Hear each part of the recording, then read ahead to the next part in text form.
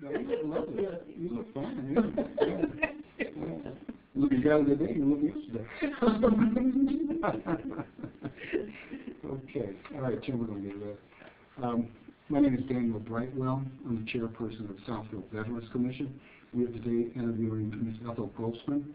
She's with a member of the Southfield Veterans Commission. We're in Southfield, Michigan. Today is January the 9th, 2008. And Ms. Grossman received the rank of captain in the Army Nurse Corps. Her birthday was, well, let her tell you. August the 19th, 1921. Okay. All right. And we're doing this on behalf of the Veterans History Project of the Library of Congress. Ethel, you don't mind me calling you Ethel, do you? No. Okay, we'll call you Ethel. All right. Ethel, could you just sort of give us some background information on where and when you were born, your family detail, and any other family members that might have been in this service? Okay. I was born in Baltimore, Maryland, 1921. My parents, my mother was Celia Cohen, her maiden name, and my father was Ethel Shilmover. My father served in World War I. Oh. He was drafted, and he was in France.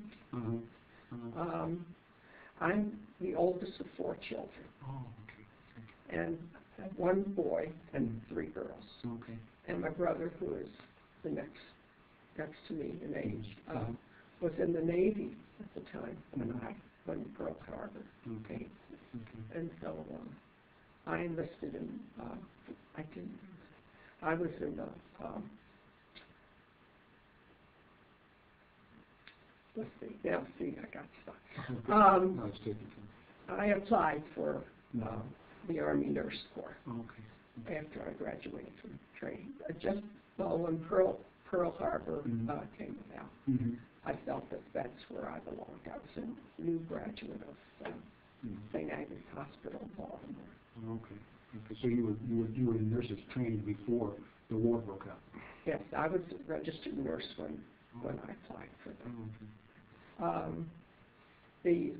Actually, I graduated in September, and then December the 7th was Pearl Harbor. And the next day, I felt very patriotic and thought that young nurses should be in the service, so I applied for the service. After I had applied for the service, then I was called by one of our doctors. I was working in New York, and I was in Baltimore. So one of the doctors from our hospital called and said that my classmates had heard that I had applied for the Army, and they were organizing a general hospital from the University of Maryland, and St. Agnes was going to contribute nurses to that unit, and would I like to be in that unit? And I said yes, because I would know people in the unit.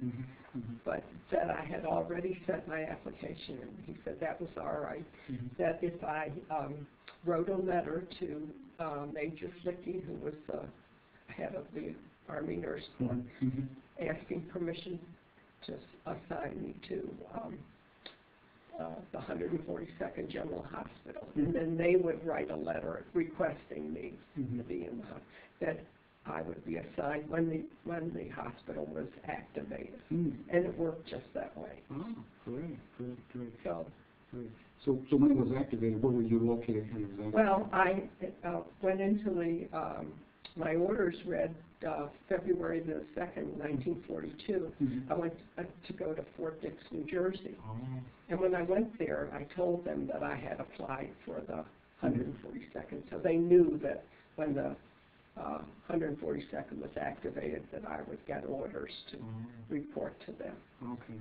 And so I was at Fort Dix, I guess, February and part of March, and then I received orders to go to Fort Riley, Kansas, where the 142nd was activated. Oh, okay. Did you receive any special training in the Army, or was your civilian training sufficient? Well, as a nurse, I was already a nurse. Right. Got some Army, like everybody else.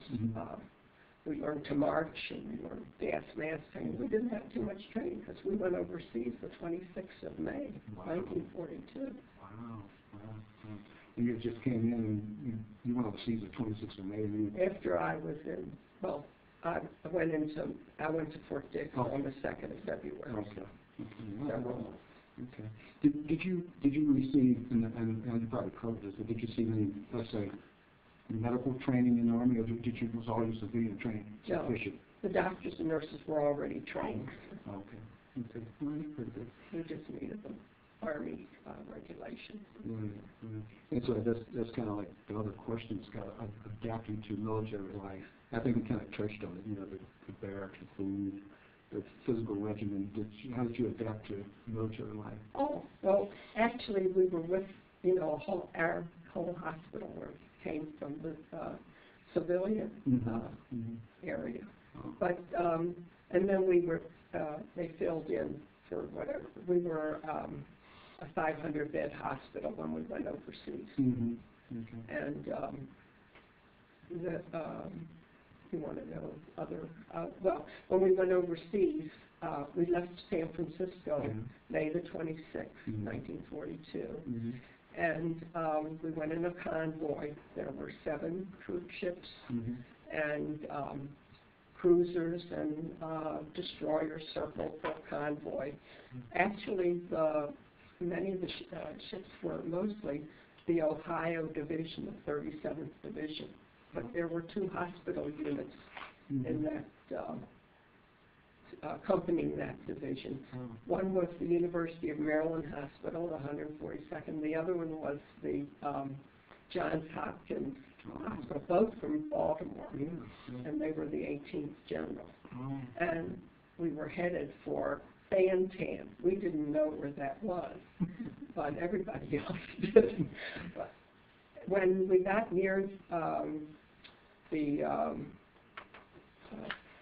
our destination, all the convoy except the flagship and a cruiser and destroyer went to Auckland, New Zealand. And the flagship went to Fiji because the Japanese were taking one island after we went during the Battle of Midway. And, because the Japanese were taking over from the Pacific so quickly, they didn't know whether that was safe or should set up the general hospitals. So that's why they sent us to New Zealand.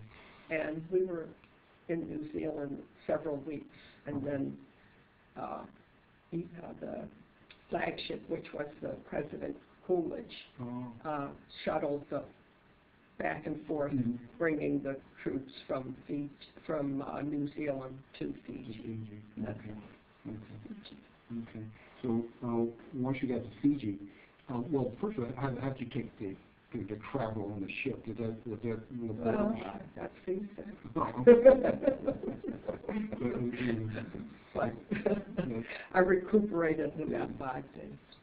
And when we got near the Tasman Sea, I got sick again. That was one of the roughest waters. I guess, how long did it take once you left the West Coast to reach? Like it took 17 days for us to go to reach Auckland, New Zealand. And then I think it was about 5 days.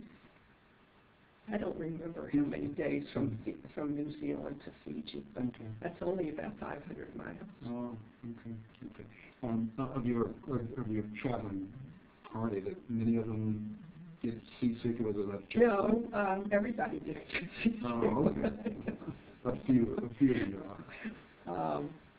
But we, as officers, we were in staterooms. Like there were three bunks high, and there were some of the staterooms were larger than others. Ours had 9 people in it.